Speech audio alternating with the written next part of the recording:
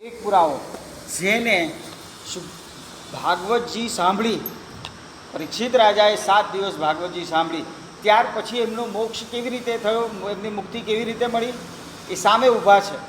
સુખદેવજીએ કહ્યું કે હું જાઉં છું. કહ્યું ગુરુ પૂજન કરી લેવા દો. ગુરુ પૂજન કર્યું ત્યારે સહસ્ત્ર ઋષિઓ ઊભા થયા. ત્યારે એમના પિતાશ્રી ને એમના દાદા પરાશર બધા ઊભા થયા છે અને એમનું ગુરુ પૂજન થયું. પછી સુખદેવજી નગ્ન દિગંબર એ ચાલ્યા ગયા. ત્યારે કહીને ગયા કે જો તક્ષકને આવવાનો સમય થયો છે, હું આવીશ તો એનું ઝેર પણ અમૃત થઈ જશે, માટે મને રજા આપો. એ ગયા પછી ત્યારે પરીક્ષિત રાજાએ શું જવાબ આપ્યો કે કૃપાનાથ, આપની કૃપાથી આપે જે ભાગવતજી સંભળાવ્યું છે અને જે કૃષ્ણ લીલા સાંભળી છે, એનાથી હવે આ દેહથી હું અલગ મારા આત્મ સ્વરૂપને અલગ કરીને જોઉં છું. હવે કદાચ તક્ષક આવશે તો આ ભૌતિક દેહને કરડશે અને મારું અલૌકિક દિવ્ય સ્વરૂપ હું એ જોઈ રહ્યો છે કે આ મરી રહ્યો છે અને હું પરમધામ લીલામાં આ જ્યોતિમાં જ્યોતિ સ્વરૂપમાં જ્યોતિ મળી જશે. એવું જ્યારે સુખદેવજીને કહ્યું ત્યારે સુખદેવજીએ કહ્યું હવે મારું કામ પૂરું થયું છે, હું જાઉં છું. જો જેમની એક વખત 7 દિવસ સાનિધ્યમાં રહેવાથી, કથા સાંભળવાથી એમનું જો આટલું જ્યોતિમાં લીન થવાનું જો પ્રભુ પ્રાપ્ત કરાવીશ, એ સ્વરૂપ કેવું? તેમણે તો પોતે જ અંદર કરેલું છે. સાક્ષાત શંકરનો અવતાર, સાક્ષાત શંકરનો અવતાર. પણ એમને 9 સ્કંદ સુધી જ કીધું. આ તમને હું કહું, સુખદેવજીએ હા તો 10 સ્કંદની કથા તો ભગવાને કરી છે. પધાર્યા, શંકરજી પધારી ગયા. એટલે કેવું નથી કીધું કે આ સુખદેવજી જ્યારે આ બંધ કર્યું, જ્યારે એમણે કીધું ત્યારે તો ઘણો સમય થઈ ગયો. ત્યારે શ્રી રાધાજીએ કહ્યું અબ જાય કે એસો બોલ્યો શ્રી રાધે શ્રી રાધે. અને જેવું શ્રી રા બોલ્યા ને તો ધા બોલતા પહેલા તો ઠાકોરજી બહાર પધારી ગયા. અને બહાર પધારી ગયા અને દર્શન આપ્યા અને એને આમ હાથ કરીને એમ કે અહીં આવ. પછી એ ઠાકોરજી સન્મુખ થયા અને ત્યાં ઠાકોરજીએ એને શ્રીહસ્તમાં લઈ એના ઉપર હાથ ફેરવ્યો. તું કહા સે આવ્યો? બરસાના સે. આનંદ આવી ગયો. અને ત્યાર પછી સુખથી રહેવાયું નહીં. એ ઉડીને રાધાજીને કહે છે ને, જબ જાય કે મેને રાધે શ્રી રાધે કહીને તો ઠાકોરજી તુરંત દર્શન દે.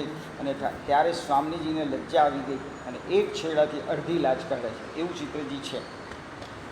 એક છેડાથી અડધી લાજ કાઢે છે. પોપટ હાથ પર દસ.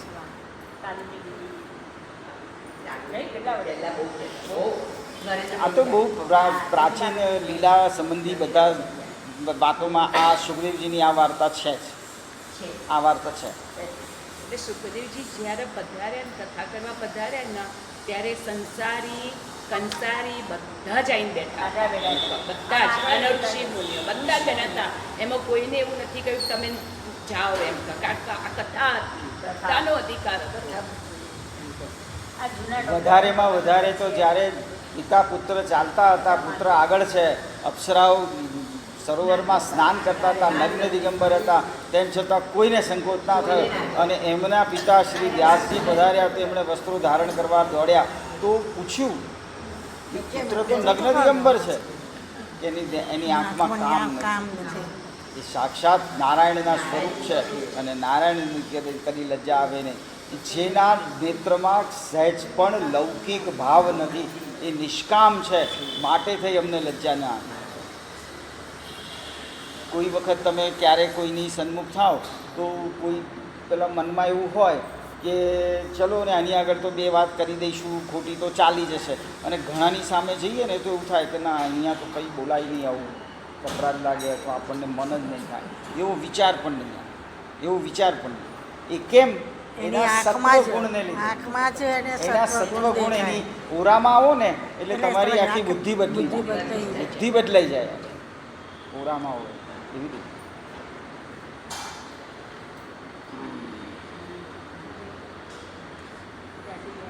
વ્રત 84 યાત્રા વરા પુરાણ.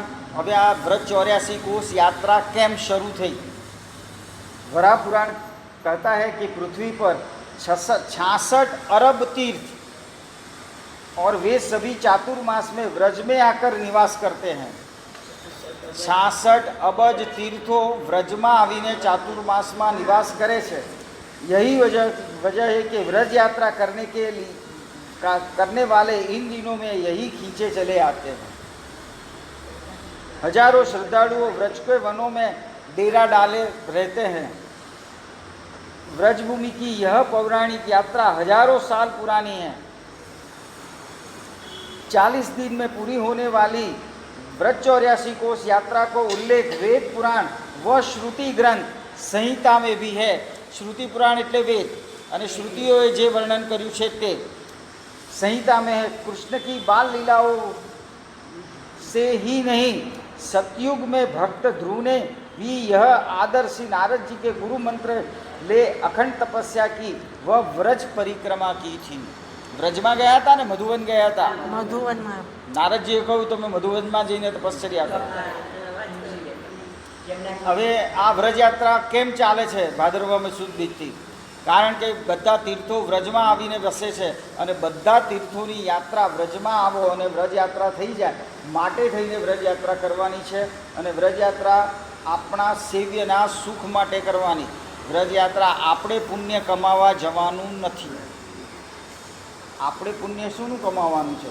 ઠાકોરજીને સુખ થાય એવી પુષ્ટિ છે। તો પુષ્ટિમાં પ્રભુના લીલા સ્થળોને નિહાળવા, એના દર્શન કરવા અને એ પ્રભુની જે લીલા સ્થળીઓ છે એમાં પ્રભુએ કેવો વિહાર કર્યો છે ત્યાંની પ્રકૃતિના દર્શન કરી, પ્રકૃતિ પછી પ્રકૃતિ પુરુષના, પ્રકૃતિ પુરુષ પછી યુગલ સ્વરૂપના અને એ યુગલ સ્વરૂપની લીલા ભાવનામાં એમના ચરણારવિંદ શોધીને આપણે આવીએ ત્યારે વ્રજ યાત્રા થઈ છે।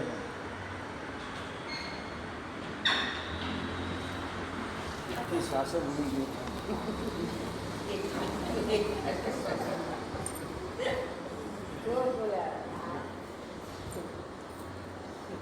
હવે એના જે ફેક્ટર્સ છે ને વ્રજ યાત્રાના, કેમ વ્રજ યાત્રા કરવી જોઈએ બધું આગળ આવે છે। तो फैक्टर्स કેમ त्रेता युग में प्रभु राम ने लघु भ्राता शत्रुघ्न ने मधुपुत्र लवणासुर को मारकर व्रज परिक्रमा की थी। गलीबाद स्थिति शत्रुघ्न मंदिर यात्रा मार्ग में अति महत्व का माना जाता है। शत्रुघ्न जी ने यात्रा करावी थी कारण के एमणे एमना पुत्रनी हत्या करी हती माटे જ્યારે જ્યારે કોઈ પણ હત્યા તમારાથી ભૂલથી કે જાણીને થાય તો ગંગા સ્નાન કરવું અથવા વ્રજ યાત્રા કરવી એવું શાસ્ત્રોક્ત પુરાણનો અર્થ કરેલો છે। દ્વાપર યુગમાં ઉદ્ધવજી ને ગોપીઓ કે સાથ વ્રજ પરિક્રમા કરી थी। જ્યારે ઉદ્ધવજી આવ્યા ત્યારે ગોપીજનો એક એક સ્થળે એમને લઈ ગયા છે અને ભગવાન શ્રી કૃષ્ણ અહીંયા પ્રગટ બિરાજે છે એવું દર્શન કરાવ્યું। એ મિસથી ઉદ્ધવજીને પણ ગોપીજનોએ વ્રજ યાત્રા કરાવી હતી। બોલો આ આપણને ખબર નહોતી કે ઉદ્ધવજીએ પણ વ્રજ પરિક્રમા કરી છે। कलयुग में जैन और बौद्ध धर्मों के स्तूप, बल्य, संघाराम आदि स्थलों के सांख्य इस परियात्रा की पुष्टि करते हैं। बौद्ध धर्म અને જૈન ધર્મના આચાર્યો પણ પુષ્ટિ માર્ગના આ વ્રજ 84 કોસ યાત્રાની એ સરાહના કરે છે।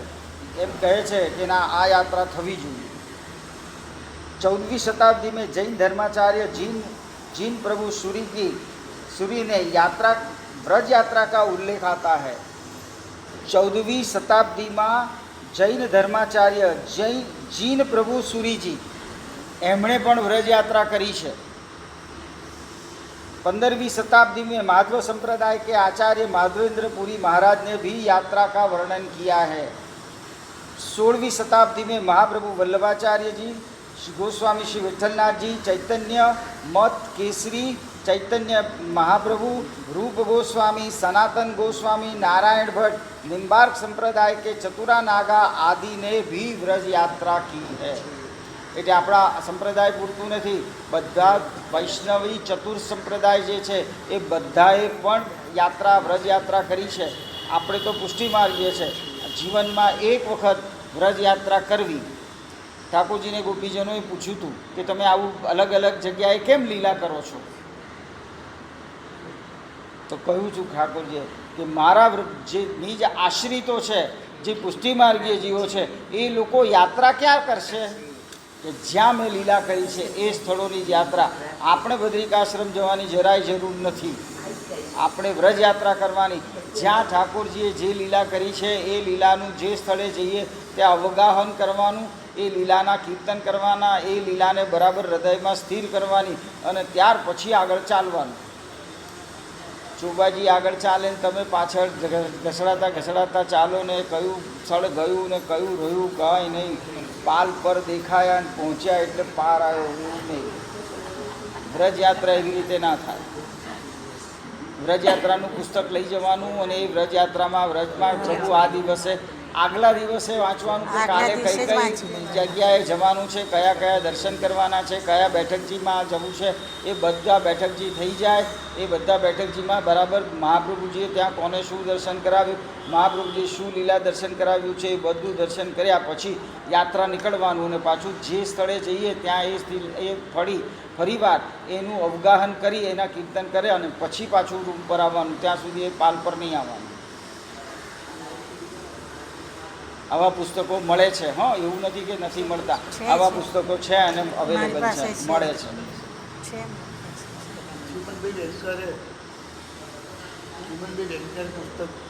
અરે હવે બીજું એક બહુ સરસ બહાર પડ્યું છે. વ્રજ મોહે વિસરત નહીં, વ્રજ મોહે વિસરત નહીંમાં આવે છે અને બેઠક ચરિત્ર 2 ભાગમાં આવે છે. બેઠક ચરિત્ર 2 ભાગમાં. હવે આજથી ચાતુર્માસ શરૂ થાય. ભાદરવા સુદ 8મથી વ્રજયાત્રા શરૂ થશે. તો અધિક મહિના પછી શ્રાવણ અને પછી ભાદરવો ત્યારે યાત્રા શરૂ થશે. પણ આપણે અત્યારે આ વ્રજયાત્રામાં આવતા તમામ સ્થળોના નામ હું વાંચું છું. આપણે અહીંયા ભાવાત્મક સ્વરૂપે આ વ્રજયાત્રા તે સ્થળે આપણે ત્યાં પહોંચવાનું, દર્શન કરવાનું અને પછી આગળ ચાલવાનું. मथुरा से चलकर यात्रा सबसे पहले भक्त ध्रुव की तपस्वी तपस्थली मधुवन पहुंचती है.